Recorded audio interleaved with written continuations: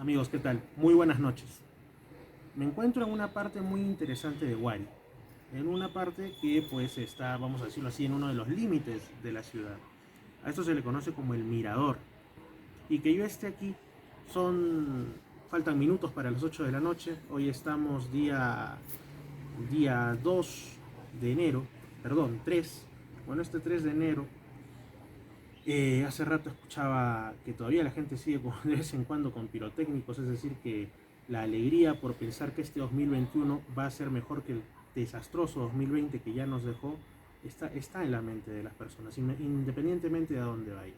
Bueno, en este lugar, hace tiempo, hace ya varios años atrás, con mi amigo Iván, que es quien me está grabando, tuvimos una experiencia que ya la hemos contado por lo menos 2 veces en el canal, pero ahora queremos narrarla in situ, en el lugar de los hechos.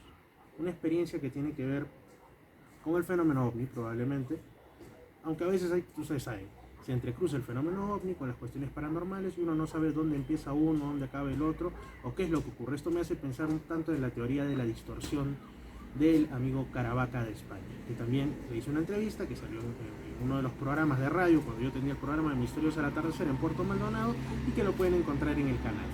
Ahora, fue algo, para mí no existen las casualidades. Yo estaba haciendo también algo de diexismo, ustedes probablemente sepan, esto también en un video anterior y en otro canal hago recopilaciones de esto, que es la afición que consiste en intentar captar señales de radio, FM, AM, onda corta. A mí me gusta más en FM y sobre todo en AM, como estás en distintos lugares, y que sean señales que vengan de otros lugares, ya sea de otras regiones, señales de baja potencia de puntos alejados de la ciudad o señales internacionales, ¿no? Entonces yo estaba haciendo aquí con uno de los equipitos que uso, los equipos de antes, incluso los de los 90, que ya se dice hace algún tiempo, porque sería hace como 30 años atrás, como este reproductor de radio y cassette, y por ahí se le adapta una bocina. Son algunas de las cuestiones que utilizo. Y en eso empezaban a llegar, todavía es temprano, más tarde la cosa se pone sabrosa, seguro llegarán emisiones de Argentina, incluso de Bolivia, pero especialmente de países como Ecuador y Colombia. Sin embargo, el tema no es ese, el tema es que una de las emisiones que estaba captando era de una radio, no sé de dónde, y un predicador religioso justamente dijo lo siguiente, ¿no? Hizo mención a esa frase de la Biblia atribuida a Jesús en la cual él dice: en el reino de mi Padre existen muchas moradas. Esta frase ha tenido bastantes formas de ser o intentar ser, digamos, explicada. Para algunos se refieren a que existen otros mundos habitados, ¿no? En el reino del Padre, o sea, en los cielos, existen multitud de planetas donde viven personas, no sé si como nosotros, pero al menos que también son hijos del mismo Padre Celestial. Para otros refiere a que pues, quizá después de la muerte existen otras moradas, en el sentido de que la vida no acaba aquí y existen lo que por ejemplo en el libro de Urantia llaman los mundos morontiales, ¿no? O en la obra Caballo de Troya de JJ Benítez llaman los mundos Mat 1, Mat 2, Mat 3, ¿no? Que tú te vas espiritualizando gradualmente conforme pasas por esos mundos de estancia. Pues bien, entonces yo no creo en las casualidades y curiosamente he escuchado esa frase estando en este sitio tan significativo, así que vamos a ir más o menos al lugar de los hechos que recordemos y vamos a volver a hablar sobre lo que vimos. Hasta ahora sigue siendo un lugar solitario, si bien han pasado personas por la parte de detrás de donde nosotros, de donde estaba, mejor dicho, grabando mi van, y hay una parejita, unos amigos que están por allá conversando, pero en esa ocasión hace varios años fue la soledad total, y eso es lo que a nosotros nos pareció muy extraño. Podría ser lo que llaman la campana de la irrealidad, ¿no? Cuando es como que en toda esa zona si hubiese parado el tiempo, los sonidos y todo. Ahora no estamos así, por ejemplo. Ustedes de fondo quizá escuchen por ahí el ladrido de un perro. Hace rato, antes del video, escuchamos un pirotécnico y todo, pero en esa ocasión fue mucho más extraño. Pero basta ya de estar hablando desde este muy cómodo, dicho sea de paso, asiento público, y vamos a pasar a contar en el sitio qué es lo que ocurrió en aquella ocasión.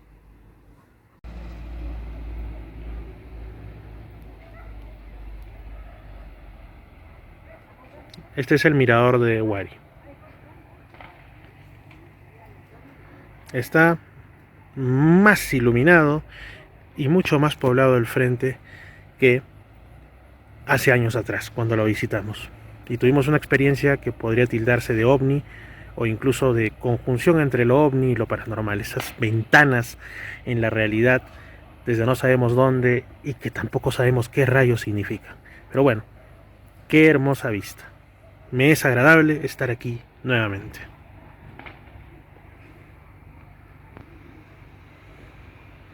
Hasta aquí está más iluminado, Dios mío.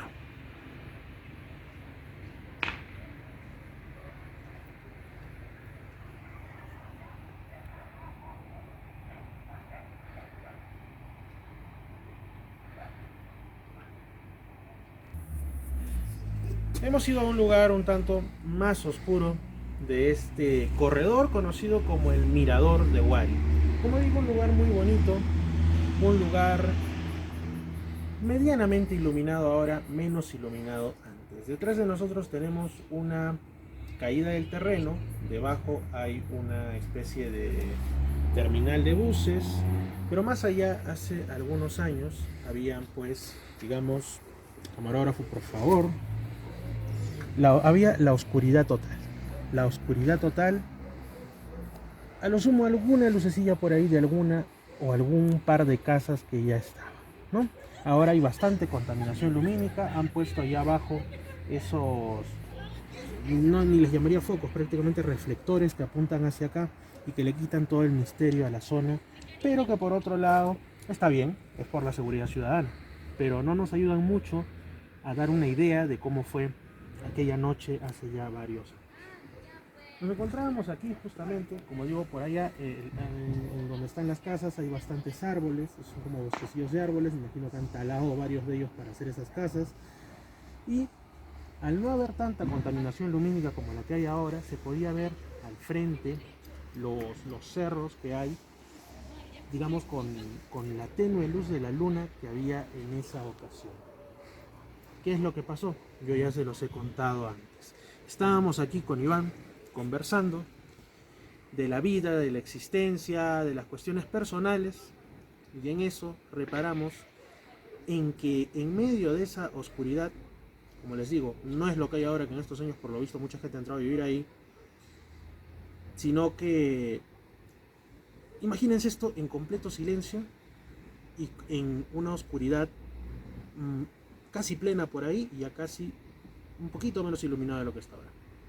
Entonces observamos, ya cuando la vista se te acostumbra a la oscuridad, que en medio de la tenue iluminación que daba la luna en esa ocasión, pues se podía observar, y era algo más temprano que ahora, por lo cual todavía estaban los últimos rayos de la iluminación solar también contribuyendo, una especie de curiosa nube, la única que había hacia ese lado del cielo, al frente.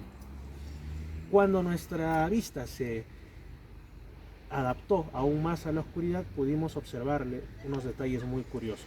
Se trataba de una nube que tenía forma lenticular y sus bordes además parecían bastante definidos.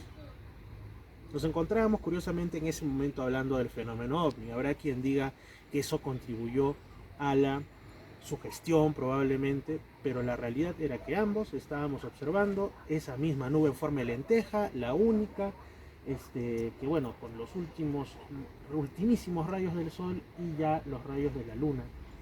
Era plenamente notorio que no se trataba de una nube común y corriente porque sus contornos, como digo, eran prácticamente sólidos. Entonces, en ese momento nos pusimos a pensar de qué se trata esto, ¿no? ¿Qué es lo que está ocurriendo? Y, como digo, imagínense que todo ese frente no hay esas casas. Son árboles que todavía están por ahí, aunque no se puedan ver, pero muchos más, y que por ahí no pasaba nadie. Y de pronto empiezan a salir un par de flashes con cierto distanciamiento en el tiempo, de abajo hacia arriba, como si alguien tomara foto hacia arriba, ¿no? Pero ¿quién iba a estar en esos años por ahí? ¿Y quién va a lanzar fogonazos hacia el cielo? Suficiente para que nos parezca algo extraño. La cuestión es que después de eso, mientras estamos conversando sobre qué es lo que ocurre y todo, sentimos una especie como de sonido aquí abajo.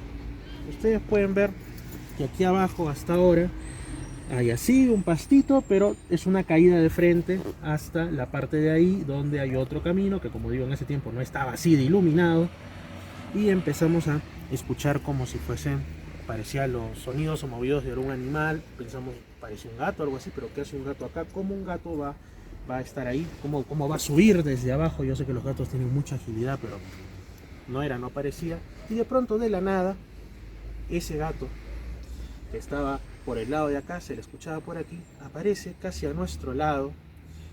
Y era bastante extraño, era como si fuese un animalito medio deforme, con las orejas grandes, no se le veían bien los rasgos de la cara y todo. No nos dio buena espina, como se dice, por eso digo que ahí viene la parte paranormal, porque no supimos ni por dónde entró, porque como ustedes se dan cuenta que no hay forma de entrar entre eso y esto. Eso nos puso más sobre alerta. Y cuando menos lo pensamos, desapareció todo. Volvieron los sonidos usuales, empezaron a pasar las personas que no concurrían por acá en todo el momento que ocurrió esa situación extraña, y el animalito desapareció, no sabemos por dónde, no había manera, ¿no? Sería que hubiera saltado acá y se hubiera lanzado, hubiera corrido así, pero lo hubiéramos visto. Y cuando volvemos a ver hacia donde estaba en el cielo esa especie de objeto lenticular, nube, ya no estaba. No era como las nubes que se disipan de a poco ni nada, sencillamente había desaparecido.